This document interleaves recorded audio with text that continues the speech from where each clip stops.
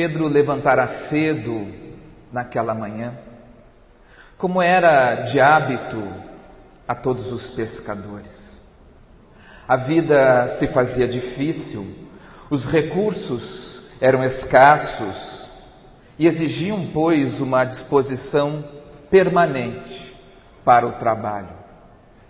Por outro lado, afora as dificuldades naturais do clima, da natureza e da pesca que por vezes fazia-se abundante, ora, outras vezes escassa, havia também a avidez da águia romana, que não poupava esforços para arrecadar alguns poucos denários a título de impostos.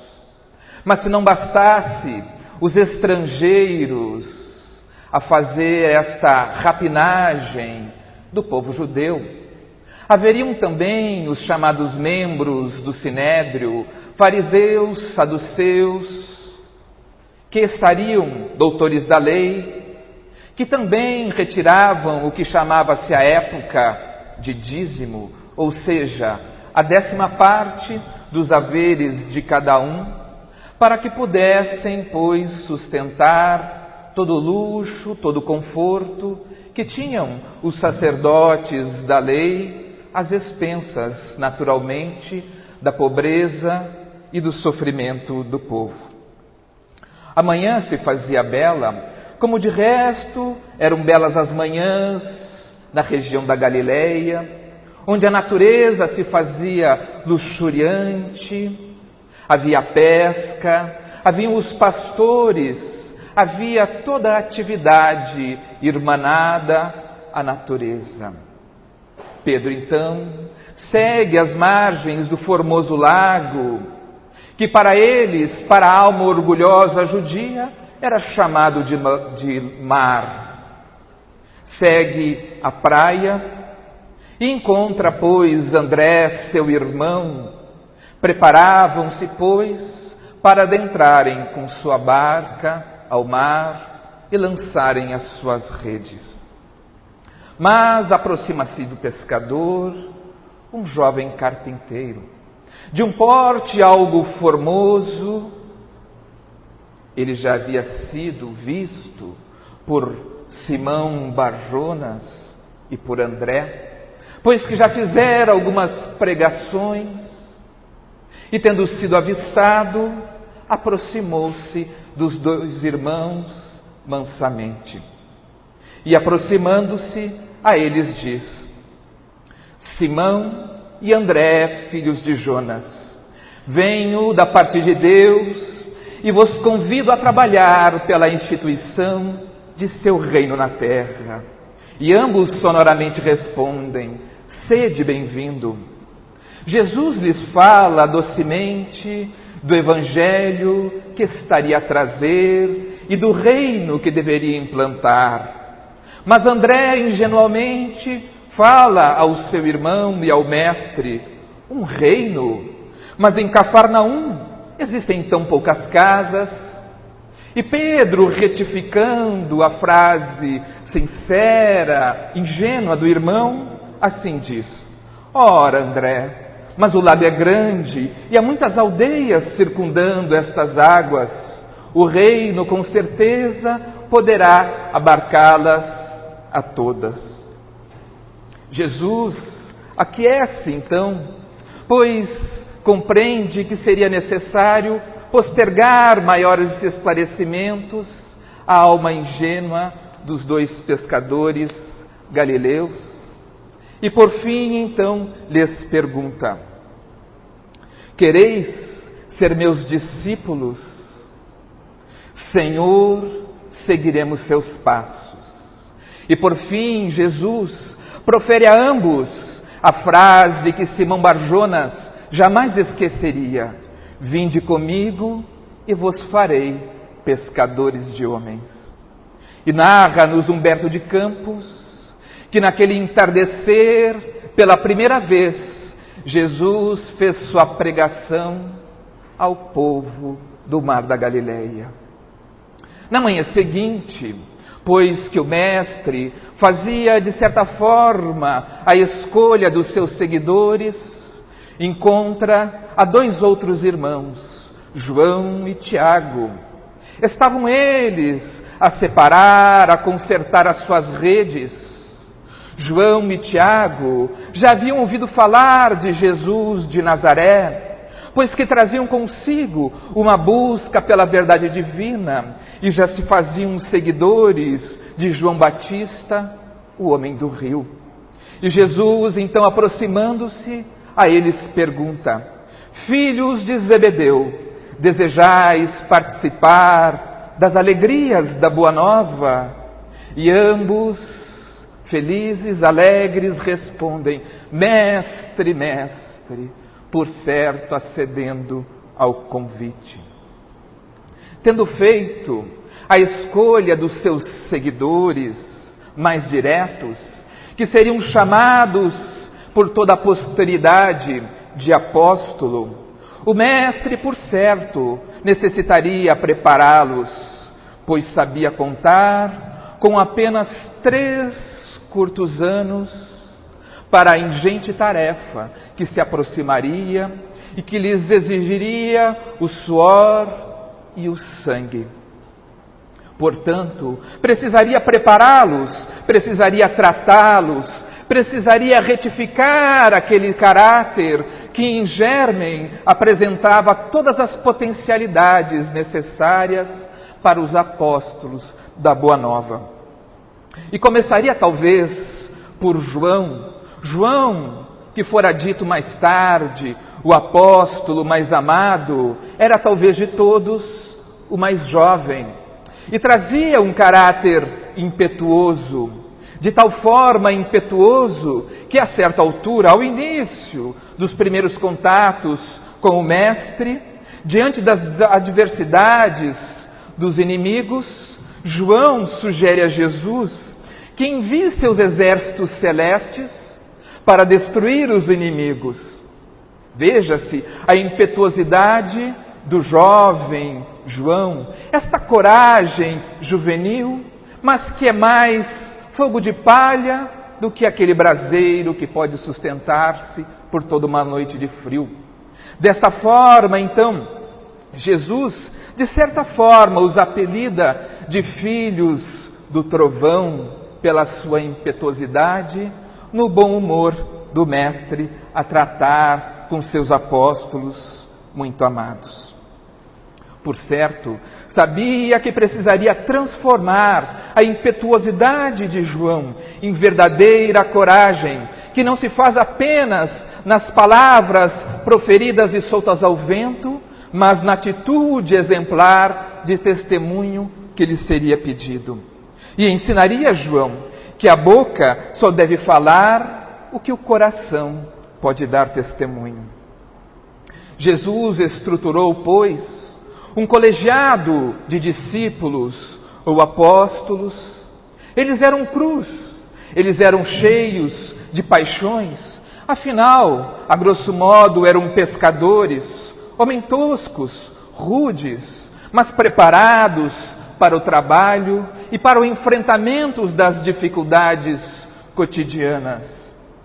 E se por um lado nós temos nas Escrituras evangélicas um tratado de amor, de ensinamentos das leis maiores divinas para toda a humanidade, como o legado que o Mestre nos deixou, poderíamos, todavia, analisar a mensagem, a história cristã, como uma história de um Mestre que muito amou os seus discípulos e de discípulos que, por tanto amarem um Mestre, a Ele entregaram suas vidas vividas e sua morte. Por Ele deixaram suas famílias e lhe seguiram. Não perguntaram 2 vezes quando Jesus lhes conclamou a seguir. Apenas aceitaram a exortação, pois que, por certo, como espíritos que eram, já estavam preparados, desde momentos anteriores ao reencarne, para o apostolado divino. Jesus precisaria, pois, durante 3 anos, lapidar o mármore daqueles homens, para que pudessem transformar-se de pedras brutas que eram em estátuas divinas, tal qual uma Pietà de Michelangelo. E Jesus, desta forma, como sábio amigo, como hábil pedagogo, como psicólogo das almas, tratava-os, ora com a docilidade, ora com o ombro amigo, e de outras vezes com a energia, com uma certa dureza, para que pudesse lapidar os pontos mais duros daquela madeira, pois que, como carpinteiro que era, tinha nas suas mãos a madeira, que ora era doce como o cedro, macia como o cedro, e de outras vezes era duro como o nó da madeira, que precisaria ser contornado cuidadosamente para não estragar-se a bela obra. Talvez uma das transformações mais singulares que haveriam de se fazer entre aquele círculo de discípulos, de amigos, face ao Mestre amado, seria a transformação do caráter de Pedro. Pedro, que chamava-se em verdade Simão Barjonas, ou seja, Simão, filho de Jonas, e que fora então apelidado por Jesus, e veja-se que o Mestre gostava de atribuir novos nomes aos seus seguidores, como de certa forma sugerir-lhes a transformação do caráter que haveriam de fazer. Seu nome era então Simão Barjonas, mas Jesus o chama de Quefas, que no aramaico significaria pedra, rocha, rochedo, e que a posteridade o cunhou de Pedro. Por certo, para dar maior expressão à dureza singular como líder que deveria inculcar-se no caráter de Pedro. Pedro era um homem, de certa forma, ingênuo, era um coração fiel ao Mestre, era solidário, era dedicado. Alguns dizem que Pedro trazia a fidelidade de um cão. Humberto de Campos afirma que Pedro trazia uma generosidade quase infantil. Era um homem bom, era um homem generoso, mas era também, de igual forma, um homem impulsivo. Muitas vezes falava sem pensar e depois arrependia-se, agia sem refletir antecipadamente. E o Mestre, então, pouco a pouco, aproveitando as circunstâncias que se faziam, pois que transformava aqueles homens, não apenas com as palavras em momentos oportunos no diálogo, mas aguardava circunstâncias especiais, onde se faria oportuna uma lição, dada ao sentimento, dada à afetividade, dada a importância do momento que se fazia. E o Mestre sabia aguardar as oportunidades. Pedro, então, se fazia com ele era um homem por demais transparente. Denotava tudo o que trazia na alma, por isso se expunha muito. Fazia muitas perguntas, tomava frente para responder às perguntas que o Mestre fazia ao apostolado, e algumas vezes equivocava-se, e o Mestre lhe advertia. E assim expunha-se, e expondo-se então, apresentava os seus pontos de conflito, mostrava os pontos cegos do seu caráter, e o Mestre a tudo observava, esperando a oportunidade do educandário que se faria, considerando-se o testemunho que o grande Pedro deveria, anos após, deixar para a história do Evangelho. A sua atitude de permanente proteção do Mestre, pois que Pedro sentia-se o protetor do Mestre, e de tal forma era protetor, que as circunstâncias dão exemplo. No aprisionamento de Jesus, Pedro toma da espada e corta a orelha do soldado chamado Malco. Sentia-se o protetor viril do mestre, mas, tal como nessas circunstâncias, agia com impulsividade e não com a reflexão, pois poderiam ser massacrados pelos soldados que se faziam em grande número. E Jesus adverte a Pedro à vista de todos: quem luta pela espada será ferido. Então, o caráter de Pedro necessitaria dessa transformação. Transformar o orgulho, transformar algo desta presunção de Pedro em humildade. E o mestre saberia fazê-lo. Tomé era um desses apóstolos que trazia também especiais dificuldades no seu caráter. E o mestre inesquecível necessitaria alcançar o bálsamo divino nas feridas de Tomé. Tomé se fazia com um caráter algo vacilante. Assimilava uma lição para logo depois colocá-la em dúvida. E vivia permanentemente numa construção e desconstrução de seu saber. Sim, Tomé duvidava e duvidava com intensidade. Trazia suas perquisições que não lhe davam sossego. Seus pensamentos giravam em frenes dentro de seu cérebro e ele estava frequentemente embaraçado pelas solicitações que fazia o mestre, pois que todos os apóstolos, enquanto acompanhavam o mestre, faziam aos seus companheiros, aos seus amigos, também o noticiário das mensagens que se faziam pelo grande Messias divino que estava a lhes instruir. E Tomé, então, buscava alguns homens de poder, pois acreditava que a companhia e o apoio de políticos, de homens de poder econômico e de influência social poderiam valer no novo movimento que se fundara, no movimento da Boa Nova. Mas Jesus dava tão pouca importância aos homens poderosos, aos homens ricos. Na verdade, interessava-se tão somente pelos pobres, pelos estropiados, pelos doentes, pelos pobres e humildes de espírito, como iria proferir poeticamente no Sermão da Montanha: bem-aventurados os misericordiosos, bem-aventurados os pobres de espírito, bem-aventurados os aflitos.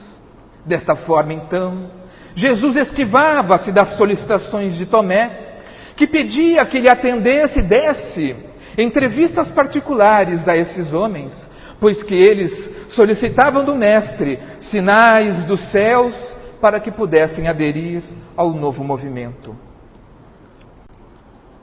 Jesus dizia pacientemente a Tomé: de que vale dar-lhes pequenos sinais, se eles não são capazes de perceber e reconhecer os grandes sinais que a vida lhes traz? A vida já é o grande sinal de Deus, o sinal do seu amor, que se exprime nas estrelas do céu, que se exprime na lua, nos sóis, na brisa, no rugir das ondas. De que vale então, Tomé, diria Jesus, dar-lhe pequenos sinais, se eles não podem entender os grandes, profundos e sensíveis sinais que Deus lhes dá? Mas Tomé insistia. E Jesus aguardava pacientemente a oportunidade de trazer a lição preciosa e indelével que deveria marcar a alma eterna de Tomé. E assim se deu. No martírio da cruz, Tomé toma-se de um manto para se fazer oculto e aproxima-se da cruz infame, ajoelha-se aos pés do Mestre, avista o seu corpo desnudo, o sangue a pingar de seus ferimentos, a testa feita em perfurações pelos espinhos. O mestre arfava pela dificuldade respiratória ao estar dependurado sobre os 2 braços. Mas Tomé olha profundamente nos olhos de seu mestre amado, do Rabi, mestre, ou Rabone, como costumavam chamá-lo carinhosamente, que significaria mestrezinho. E Jesus, então, em voz sussurrante, diz a Tomé: Tomé, no Evangelho do Reino, o sinal do céu tem de ser o completo sacrifício de nós mesmos. Tomé é tomado pelo pranto, naquele momento sensível de dor, pungente ao seu coração fiel. Jesus esperaria ali tocar-lhe finalmente a alma, para que jogasse ao longe suas dúvidas e pudesse fazer-se finalmente confiante e fervoroso. Mas ainda não fora ali, pois que passadas algumas horas, novamente estaria Tomé cheio de suas dúvidas, vacilações, construindo e desconstruindo os aprendizados que Jesus lhe proporcionava. E eis que então no cenáculo apresenta-se o Mestre em sua aparição, mostra a Tomé as perfurações dos grandes pregos e então diz a Tomé novamente, neste aprendizado que lhe oferecia: Tomé, põe tuas mãos nas minhas chagas e não te esqueças de que é o sinal. Tomé então é tomado pela energia divina e compreende finalmente, tomado de emoção, ajoelha-se e chora. A razão fria do apóstolo é tomado pelo sentimento divino. E este momento inaugura uma nova fase na vida de Tomé. Tomé vencera a grande batalha de sua vida, transformando-se enquanto espírito imortal que era, compreendendo que o maior, o grandioso sinal está no coração que ama. Mas houve uma grande mulher, que a posteridade também lembrou, cujo nome era Maria, de tantas Marias que se faziam: Maria de Nazaré, Maria de Magdala, Maria, irmã de Lázaro, mas Maria, que muitos chamam de Madalena, e que vivia, pois, na cidade de Magdala, portanto Maria de Magdala, era uma mulher de uma beleza inigualável. Os homens ajoelhavam-se aos seus pés, dariam de todas as riquezas para terem algumas poucas horas de intimidade com aquele anjo celeste transformado em mulher. Mas, fazendo-se uma mulher da vida, uma mulher do mundo, trazia no seu coração a sede de amar verdadeiramente. Sentia o espírito ressequido, um profundo vazio tomava-lhe a alma. Mas fora noticiada de que um homem belo, majestoso, que trazia a voz potente, canora, melodiosa, trazia notícias de um mundo melhor, de um reino celeste, pleno de amor, compreensão, que a todos tratava como iguais, escravos, mulheres, poderosos, prostitutas. A todos Jesus acolhia, curava e ofertava suas palavras amoráveis. Maria de Magdala, pois, investida de novas esperanças, vai buscar o Mestre anunciado. E na calada da noite, busca a pequena casa de Simão Pedro, que se fazia nos margens do lago, Buscou à noite para que não percebessem que a famosa prostituta visitaria o grande mestre. Bate à porta. Simão Pedro olha-lhe dos pés à cabeça, pois que ainda revestia-se dos preconceitos do mundo. O que queres, mulher? Desejo falar com o mestre. O mestre, levantando-se de seu repouso, faz-se à porta e a recebe amoravelmente, dá-lhe a cadeira, senta-se à sua frente e passa então a ouvir as palavras que os lábios de Maria davam lugar às emoções e aos sentimentos que afloravam de seu meigo coração, sedento do fluido divino e do alimento que só Jesus poderia ofertar-lhe. E assim então diz ao mestre: Senhor, ouvi a vossa palavra consoladora e venho ao vosso encontro. Tendes a clarividência do céu e podeis adivinhar como tenho vivido. Sou filha do pecado, todos me condenam. Entretanto, mestre, observai como tenho sede do verdadeiro amor. Ouvi o vosso amoroso convite ao Evangelho. Desejava ser das vossas ovelhas, mas será que Deus me aceitaria? Maria, levanta os olhos para o céu e regozija-te no caminho, porque escutaste a boa nova do reino e Deus te abençoa as alegrias. Acaso poderias pensar que alguém no mundo estivesse condenado ao pecado eterno? Nunca viste a primavera dar flores sobre uma casa em ruínas? As ruínas são as criaturas humanas, porém as flores são as esperanças em Deus.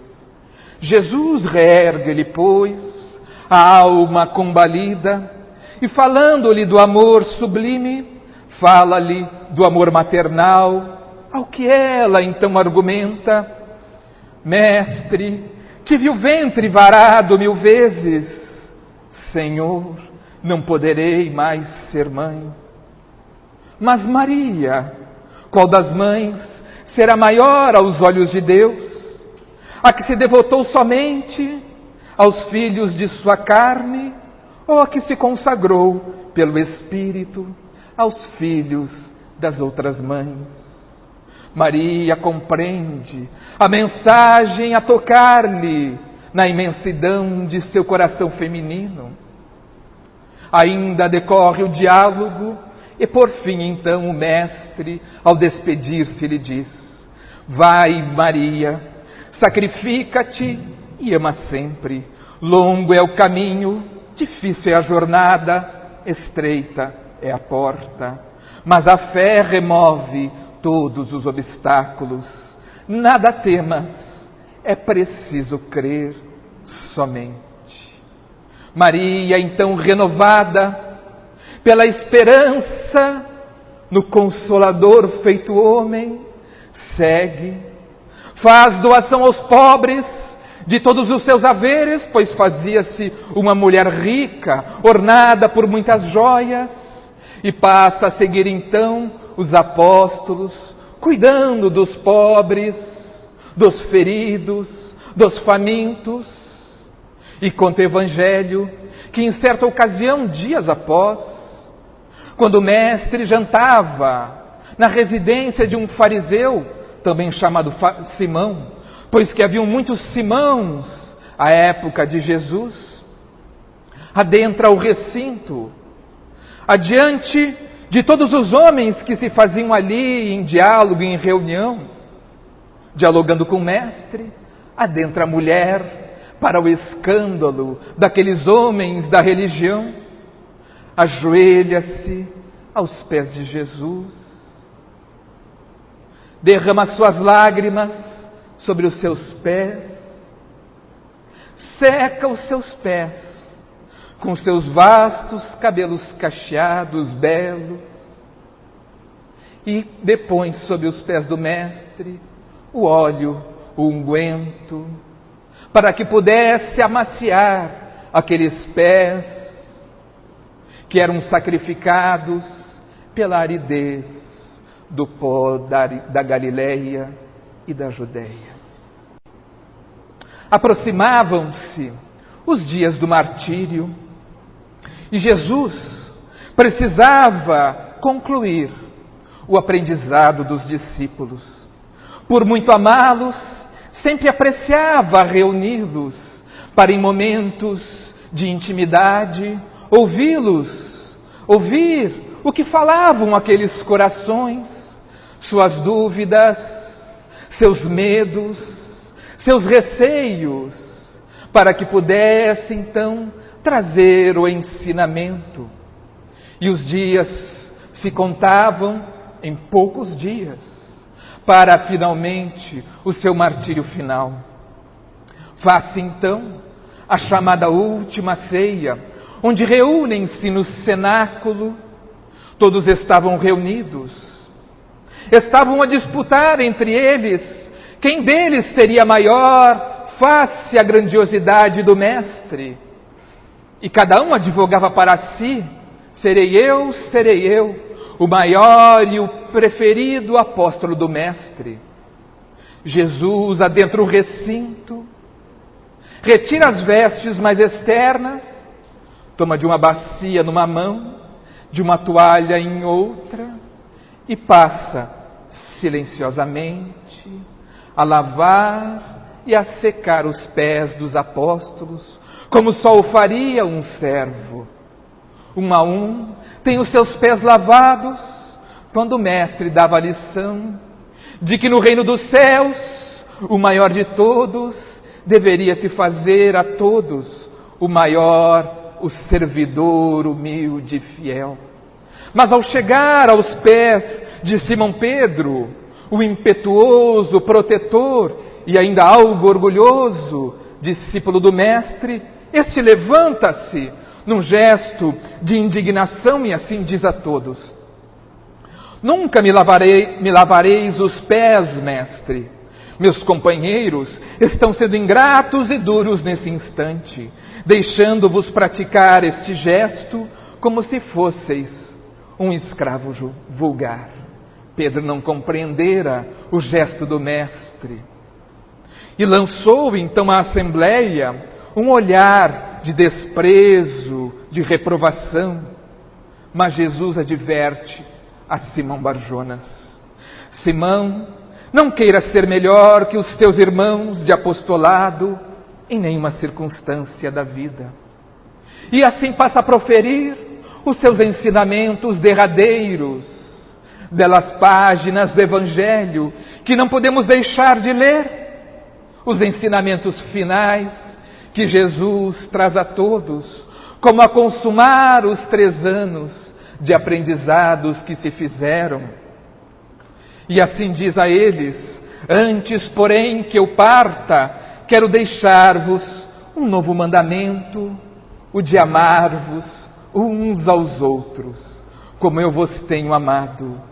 Que sejais conhecidos como os meus discípulos, por muitos se amarem. Eis ali, caros irmãos, o apostolado divino destes homens que se amaram como outros homens jamais se amariam, o Mestre e os seus discípulos. Vós sereis conhecidos por muitos se amarem. E eis o novo mandamento: amais uns aos outros, como eu vos tenho amado. Sim, o Mestre os amava profundamente, conhecia na intimidade a alma de cada um daqueles apóstolos, pois que ainda que revestidos da arrogância, da presunção, da vaidade, do orgulho, amavam por demais aquele Mestre.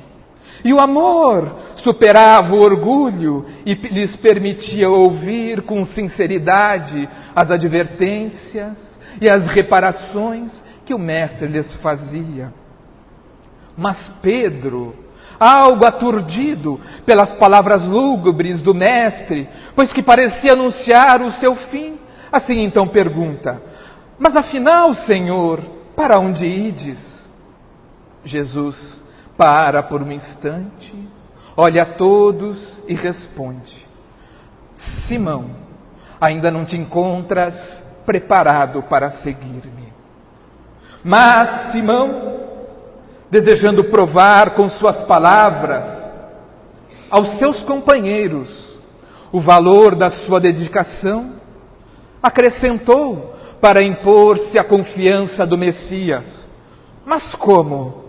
Não posso seguir-vos? Acaso, mestre, podereis duvidar de minha coragem? Então não sou um homem. Por vós darei a minha própria vida. Veja-se a coragem, veja-se a impetuosidade de Simão Pedro. Mas ele não sabia o que estava a dizer. Pedro, a experiência te ensinará melhores conclusões, porque em verdade te afirmo que esta noite o galo não cantará sem que me tenhas negado por 3 vezes.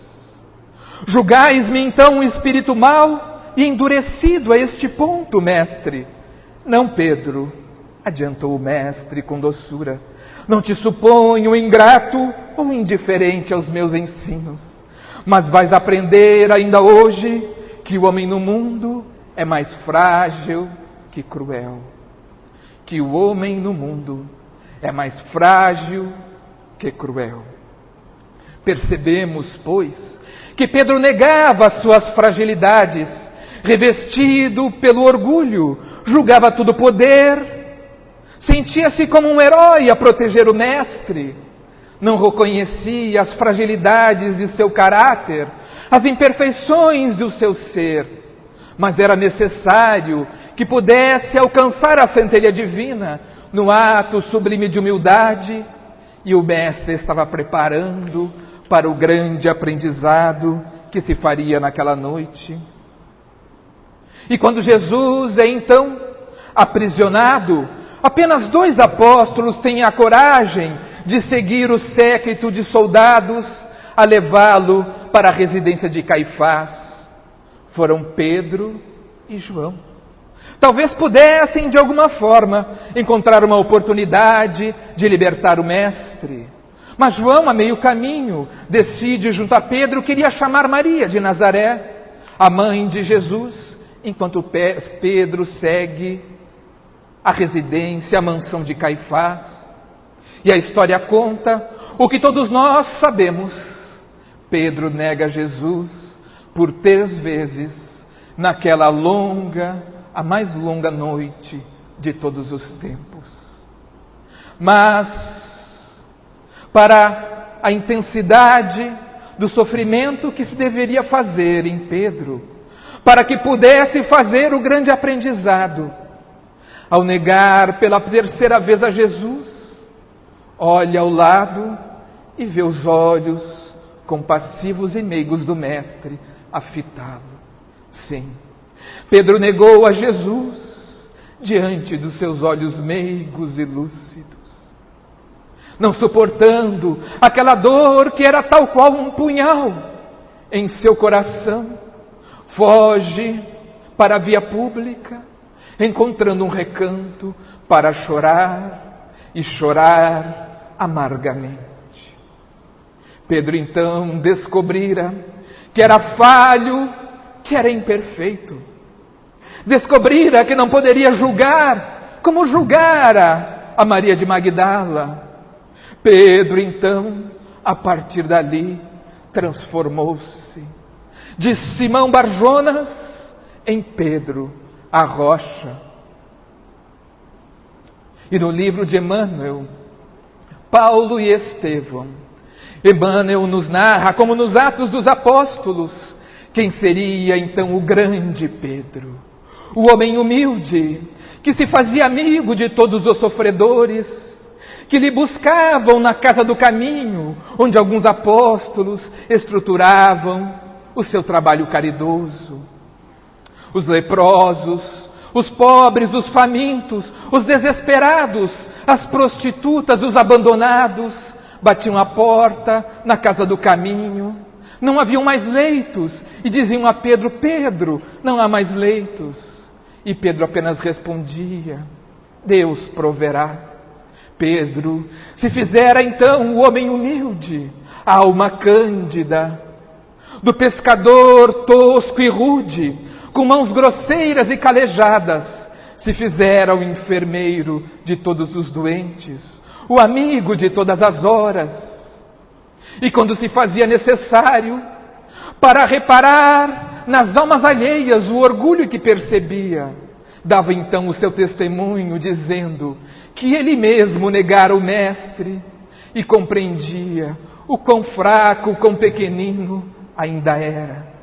Eis o grande Pedro, que poderia por fim dar o grande testemunho, pois pretendeu de fato dar a sua vida quando Jesus foi aprisionado, mas não o conseguira, pois ainda não sorvia do líquido precioso que a centelha divina iria derramar em seu ser.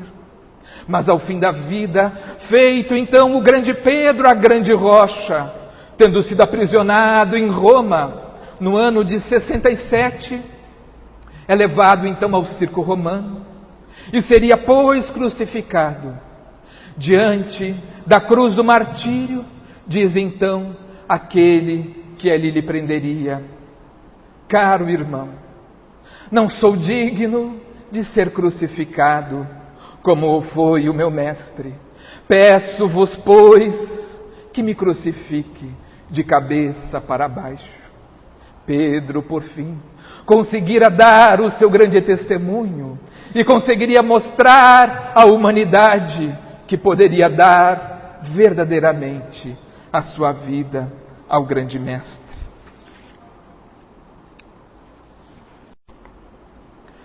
João, como Pedro, também fizera a transformação de seu caráter.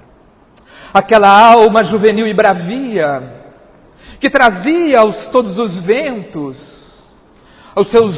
as suas imprecações, as suas bravatas, juvenis por certo, transformara diante dos ensinamentos terapêuticos de Jesus, transformara a sua impetuosidade em doçura e em verdadeira coragem, pois dos 12 apóstolos, lembremos, apenas ele e Pedro tiveram a verdadeira coragem de acompanhar o séquito de aprisionamento do Messias.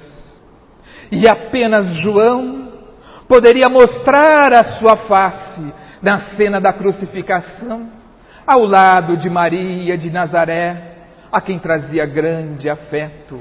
Sim, João se transformaria no homem verdadeiramente corajoso, que poderia dar o testemunho. De todos os apóstolos, foi o que se fez mais longevo, tendo, após muitos anos, já na sua velhice, escrito o Apocalipse. E João transformou-se, de fato, no apóstolo mais amado, naquele jovem doce e cândido, que depois viríamos reencarnar na Itália, no século XIV, como o jovem, o doce, o meigo e o humilde Francisco de Assis, que teria por missão trazer novas aragens à Igreja de Jesus, apostólica romana, que tomava caminhos perigosos, tortuosos. Mas Maria de Magdala também traria os seus testemunhos, também traria as transformações do caráter, pois que precisaria também compreender as verdades divinas para melhor exemplificar, legando à posteridade o seu testemunho e o seu exemplo. Narra-nos Humberto de Campos que após a morte do Mestre, e vejamos que o Mestre utilizaria o seu martírio como grande aprendizado, o talhe final na sua obra. As grandes emoções, as aflições, os medos, os momentos pungentes que seriam de seu martírio, seriam os momentos finais para marcar a ferro e fogo o aprendizado que a cada apóstolo deveria se fazer e ali ser consumado, para se tornarem os fiéis apóstolos e divulgadores da nova doutrina. Encontrava-se, pois, Maria de Magdala na Galileia. Todos já haviam partido para pregar o evangelho em toda parte. E por último seguira Simão Barjonas. Mas Simão não quisera levá-la, afinal era uma mulher. As situações, os testemunhos, as adversidades se fariam agressivas, perigosas. Não desejaria sacrificá-la. E fica então Maria de Magdala a sós. Percorria a praia nos entardeceres da Galileia, lembrando chorosa das pregações do Mestre. Uma pungente saudade apertava-lhe ao peito. Muitos homens haviam-lhe feito novas propostas indecorosas, mas Maria de Magdala soubera ser perseverante, ainda que todos na aldeia de Cafarnaum lhe lançassem ainda olhares de repugna, de preconceito. O que fazer agora? Mas numa destas tardes, aproxima-se da cidade uma legião de leprosos. Chegavam à cidade com as suas sinetas, a gritar a todos: leprosos, leprosos, é a morfeia. Todos corriam espavoridos, pois temiam a contaminação. Chegaram à praia e depararam-se com Maria de Magdala, nos seus momentos de melancolia e saudosismo. E a ela perguntam: ouvimos, distantes que estávamos, a notícia de um mestre que encontrava-se nessas paragens a curar os leprosos. Vimos e desejamos também receber das suas mãos dadivosas a cura dos nossos corpos chagados. Maria lhes olha compungidamente e então lhes diz: os homens não o compreenderam e o crucificaram. Os leprosos que fizeram longa viagem baixaram seus olhos, entristecidos, chorosos, voltaram-se para a sua origem e começaram então o regresso, entristecidos, desesperançados. Maria os olhava à distância, mas a certa altura, visitada por uma centelha divina, a eles grita: esperai, esperai, seguirei convosco. E Maria de Magdala segue com eles, rumo ao Vale dos Leprosos, nas cercanias de Jerusalém.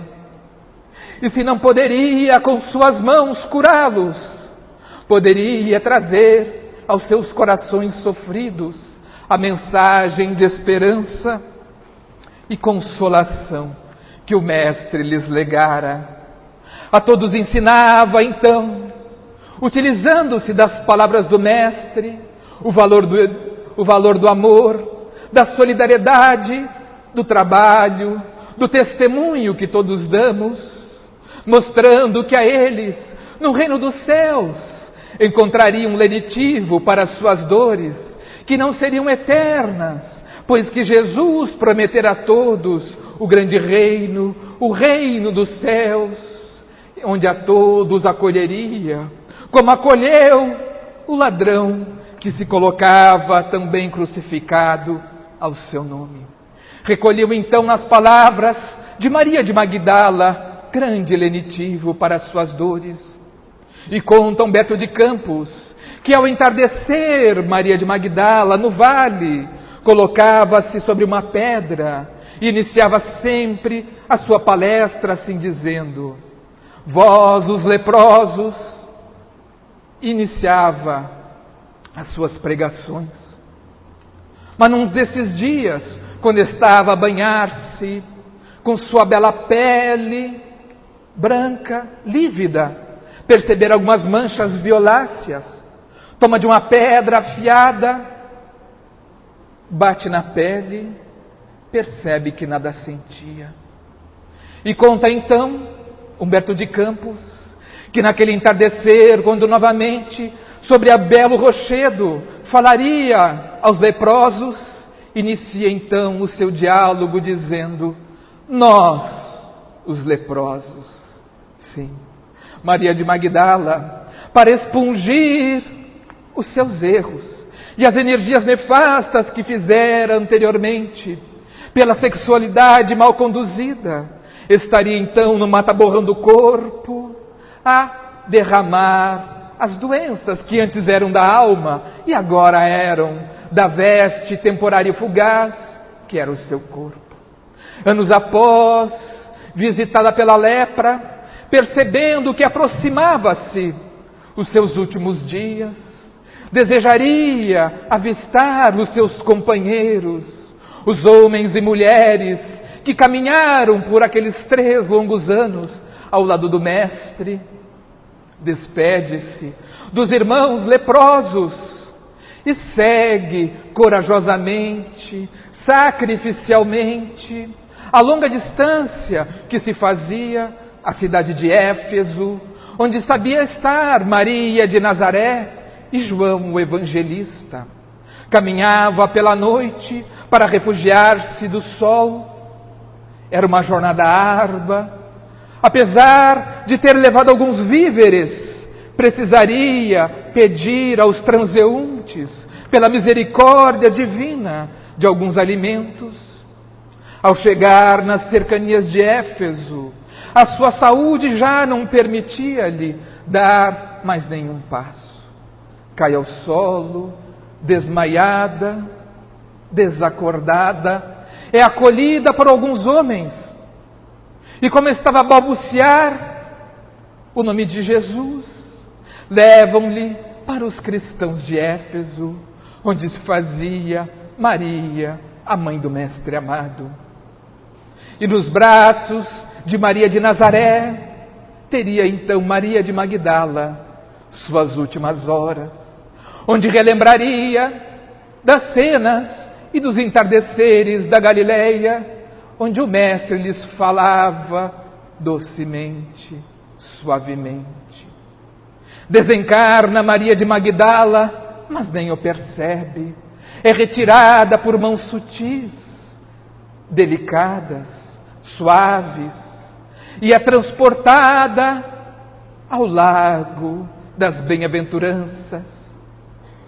Vê novamente, pois que a saudade pedia-lhe ao coração, todas as cenas, as belas árvores, as aves canoras, o belo sol que fazia se pôr, mas no horizonte percebe o brilho de uma estrela, e essa estrela passa a aumentar em suas proporções, passa a aproximar-se de Maria de Magdala, e eis que passa a desenhar-se o meigo Rabi Galileu, de braços abertos, com um sorriso nos lábios, aproxima-se de Maria, que estava muda. Enfim, reencontrava o grande amor de sua alma, o Mestre a quem dedicara toda a sua vida. E o Mestre, sorridente, a ela então lhe diz: Maria, já passaste a porta estreita, amaste muito, vem, eu te espero aqui. Caros amigos, eis a história de uma das mais intensas relações de amor que a humanidade já teve. Jamais outros homens amariam-se tanto como aqueles homens amaram ao seu mestre e como aquele mestre amou aqueles homens. O mestre inesquecível fizera morada em seus corações e eles jamais seriam os mesmos.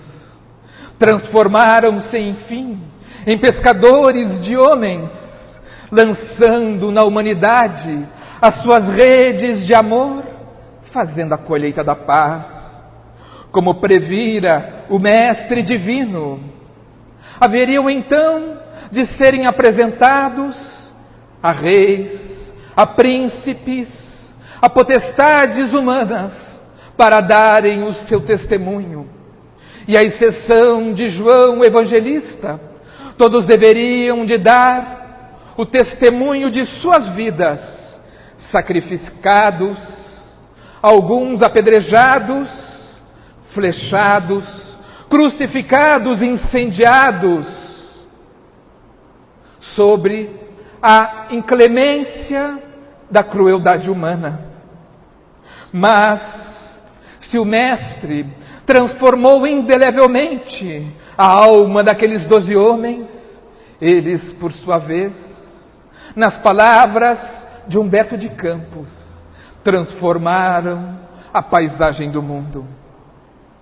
E hoje, somos nós, Pedro, nós somos Maria de Magdala, nós somos Maria de Nazaré, nós somos Tiago, nós somos André, nós somos Tomé, nós somos Tadeu, nós somos Bartolomeu, nós somos Joanas de Cusa.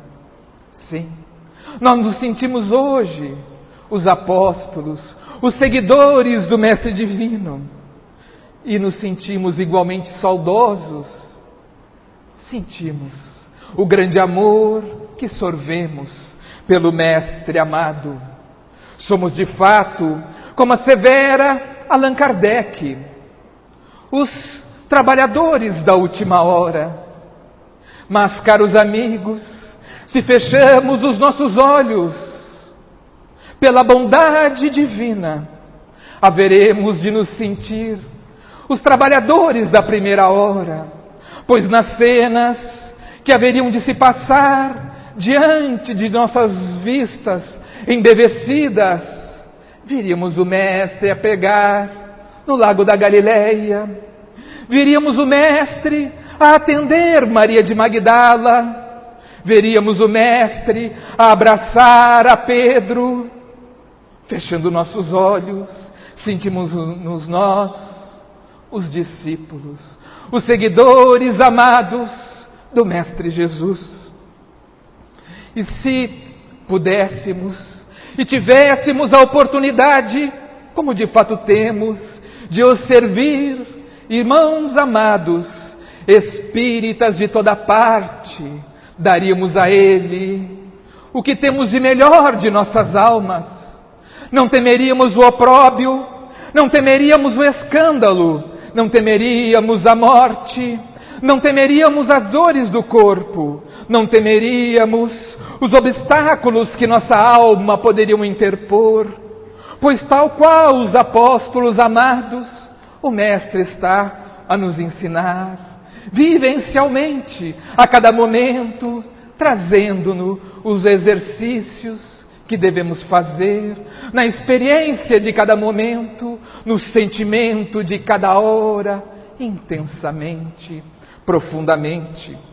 E se obtivéssemos, Jesus, a digna oportunidade de depor nossa oferenda aos teus pés, nos ajoelharíamos e colocaríamos esta cesta com a colheita de nossas vidas, revestida pelos mimos de nosso coração. E ao nos levantarmos, a Ti saudaríamos, Jesus amado, a Ti dizendo: Ave Cristo. Aqueles que anseiam pela honra de servir em Teu nome, Te glorificam e saúdam. E na inspiração do poeta, a ele diríamos: perseguindo a vibração desta estrela imorredoura, Piazito da manjedoura, peço a tua proteção. Não sei fazer oração, pois sou rude deste jeito, mas com todo o meu respeito te entrego meu coração. E ao te ver, lindo menino, nesta triste estrebaria, eu reprovo a judiaria que te reserva o destino, mas teu olhar cristalino manda minha voz calar. Quem sou eu para mandar contra algum plano divino? Mesmo assim eu gostaria de te ver nascendo aqui no Rio Grande, Paraty. Um rancho não faltaria, acolher com galhardia. Neste pampa é qualidade e nossa hospitalidade não aponta estrebaria. Terias cama macia, talvez feita de pelego, muita paz, muito sossego, o pago te ofertaria. E para atender Maria, quando da dor derradeira, não faltaria uma parteira cheia de sabedoria. E os reis magos chegariam, montados em seus cavalos, e um punhado de regalos, por certo, te ofertariam. E depois te adorariam pela noite inteira, até com Maria e com José um chimarrão tomariam. Eu te imagino, Jesus, cavalgando desde cedo, disparando num varzedo, num potro feito de luz. E a trilha que te conduz, coberta pelo cruzeiro, que seria o tempo inteiro tua luminosa cruz. Tu verias refletido teu rosto em nossos regatos, sem Herodes nem Pilatos, nem qualquer outro bandido. O pampa imenso estendido seria o pago do amor, onde o Filho do Senhor foi muito bem recebido. Tu me desculpa, Piazito, se acaso falei besteira, pois quero a minha maneira fazer o mundo bonito. E quero porque acredito que um dia, quando eu partir, vais mandar alguém abrir a porteira do infinito. Abri-nos, Jesus, a porteira de teu coração amado. Muito obrigado a todos. Que assim